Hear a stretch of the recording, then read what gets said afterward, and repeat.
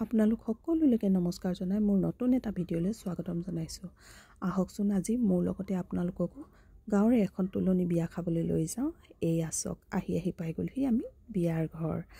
আৰু আমাৰ গাঁওখনৰ নাম হৈছে কছাৰী পথাৰ গাঁও দেই।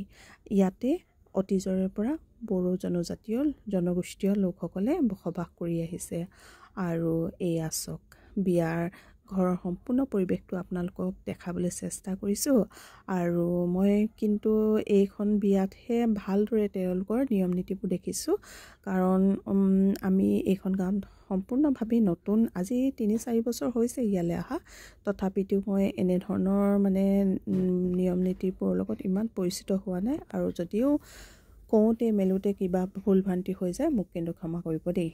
আৰু এইফালে সম্পূৰ্ণ তেখেতলোকৰ নিয়ম নীতিৰে বিয়াৰ কামসমূহ কৰা হৈছে। আৰু এইফালে চাওকচোন তেখেতলোকৰ আইসকল বহি আছে আৰু সম্পূৰ্ণ দখনা পৰিধান কৰি আছে তেখেতলোকে। ৰং বিৰঙৰ দখনাৰে মহিলাসকলক বহুত বেছি ধুনীয়া লাগিছে নহয় জানো বাৰু। আৰু এইফালে দুগৰাকীমান বাইদেৱে প্ৰসাদ ভাগ কৰি আছে আৰু আমিও আহি বহি ল'লোহি বিয়াৰ ঘৰত। আৰু চাওকচোন সম্পূৰ্ণ পৰিৱেশটো আপোনালোকক দেখাবলৈ চেষ্টা কৰিছোঁ দেই। আমাৰ গাঁওবিলাকত যদিও বহুত বেছি চহৰৰ দৰে জাক জমকতাৰে বিয়াসমূহ পতা নহয়, কিন্তু নিয়ম নীতিসমূহ খুব সুন্দৰভাৱে কৰে আৰু যথেষ্ট আনন্দ ফূৰ্তি কৰা হয়। আৰু ভাল লাগে নহয় জানো এনেদৰে আনন্দ ফূৰ্তিৰ মাজেৰে পাৰ কৰিবলৈ সময়বোৰ।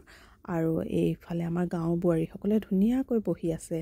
এইফালে চাওকচোন ৰুমি বাইদেউ দেই, মোৰ লগতে স্কুলত কৰে। আৰু এইফালে এগৰাকী দি আহিছে সকলোকে প্ৰসাদ, আৰু আমিও প্ৰসাদৰ ভাগ লৈছোঁ। আৰু এনেদৰে প্ৰসাদ খাই যথেষ্ট ভাল লাগে নহয় জানো। আৰু এয়া চাওক ধুনীয়াকৈ সাজি কাচি আহিছে সেইফালে পিছফালে এগৰাকীও। আৰু এয়া হৈছে কইনাজনী, বৰ ধুনীয়াকৈ দখনা পিন্ধিছে তাই, আৰু দেখিবলৈ খুব বেছি ধুনীয়া লাগিছে। আৰু এনেকুৱা লাগিছে যেন ডাঙৰ বিয়া লাগিছে। ছোৱালীজনী অলপ ডাঙৰ হৈও শান্তি হৈছে যেনিবা। আৰু সম্পূৰ্ণ পৰিৱেশটো এয়া চাওক। শেষত আমি খাই দিলোঁ গাহৰি মাংসৰে ভাত। আৰু এইজনী হৈছে বগীতৰা, আৰু মই এয়া খুই দিওঁ আৰু ভাত খালোঁ। তাৰপিছতে আজিলৈ ইমানেই। নেক্সট এটা ভিডিঅ'ত লগ পাম। Bye bye.